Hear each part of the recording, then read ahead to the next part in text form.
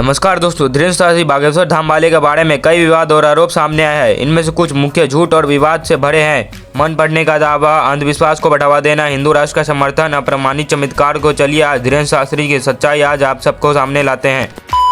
ये सबसे पहले नजर में आया एक भड़काऊ भाषण के कारण। ये तो इस देश का एक फेमस होने का रास्ता बन चुका है। हिंदू मुस्लिम करवाओ और उसके बाद आराम से गोदी मीडिया आपको फेमस कर देगा। इसने अपने भाषण में कहा कि सब हिंदू एक हो जाओ और पत्थर फेंकने वाले के घर पे बुलडोजर चलवाओ। निवेदन है सब हिंदू एक हो जाओ और पत्थर मारने वालों के घर पर बुलडोजर। बड़ा ही भड़काऊ भाषण था, लेकिन आप सबको तो पता ही है हमारे देश का कानून का क्या हाल है। कोई एक्शन नहीं लिया गया, कोई अरेस्ट नहीं हुआ। वो भी छोड़ो, अब सब हथियार ही उठा लेगा तो पुलिस क्या अपनी जॉब छोड़ दे। जग जाओ, अब सब हिंदू अपने हाथ में हथियार उठा लो और कह दो हम सब हिंदू एक हैं। और जब इससे पूछा गया तो ये बोलता है ऐसी गलती बार बार करता रहूंगा। अब उन्हें पता ही नहीं कि हम बाबा है ही नहीं, हम तो ढाबा है।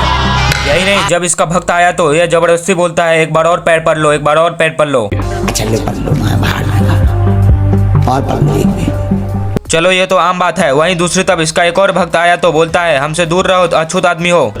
बस छूना नहीं है, मैं अछूत आदमी है। और ये बोलता है कि दिमाग को पढ़ लेता है, माइंड रीडिंग कर लेता है, बड़े ही चमत्कारी सोल्यूशन देता है लोगों के प्रॉब्लम्स का। यहाँ पे आता है श्याम मानव। श्याम मानव महाराष्ट्र के अंधश्रद्धा निर्मूलन समिति के, जैसे कि आप नाम से ही बयान सकते हैं कि ये समिति अंधविश्वास और काला जादू को लोगों के सामने सच्चाई लाते हैं, इसलिए बनाया गया है। श्याम मानव ने 200 से ज्यादा बाबाओं की असलियत लोगों के सामने लाई है। इन सब वजहों के कारण ये पुलिस को बताते हैं, लेकिन पुलिस कोई एक्शन नहीं लेती। तो श्याम मानव ने धीरेन्द्र शास्त्री को चैलेंज भी किया।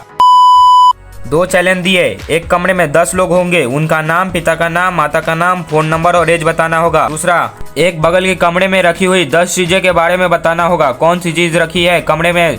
श्याम मानव ने तो यहाँ तक कहा कि 90% भी सही हुए तो 30 लाख रुपए देंगे। धीरेन्द्र शास्त्री को 13 जनवरी 2023 तक दरबार चलाना था। वहाँ पर ये नागपुर की ओर भाग जाता है 11 जनवरी को। एक महीने में देखा जाए तो ये भगोरा है। इससे कुछ गोदी हिंदू को तो बहुत तकलीफ हो जाती है और वो श्याम मानव के पुतले को जलाने लगते हैं सड़कों पे।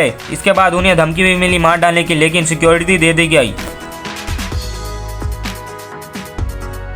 फिर धीरेन्द्र शास्त्री ने कहा कि श्याम मानव जी, अगर आपको अनुभव करना है तो आप रायपुर में आ जाइए। तारीख को हम पहले ही ये कह चुके कि हम 7 दिन की कथा है, सब कथाएं हमने 2-2 दिन की काट दी। तो हम आपको कहेंगे श्याम मानव जी, आपको अनुभव करना है तो दरबार में रायपुर में आइए। आगे बागे।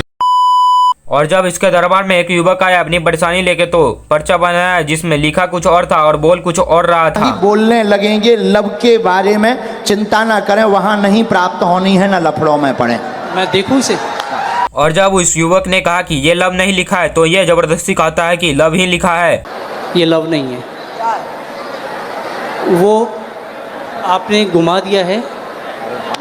और जब इससे नहीं हुआ तो ये अपने चेले को बुला लेता है जो कुछ चंद पैसों पे बिका हुआ रहता है, रट्टू तोता।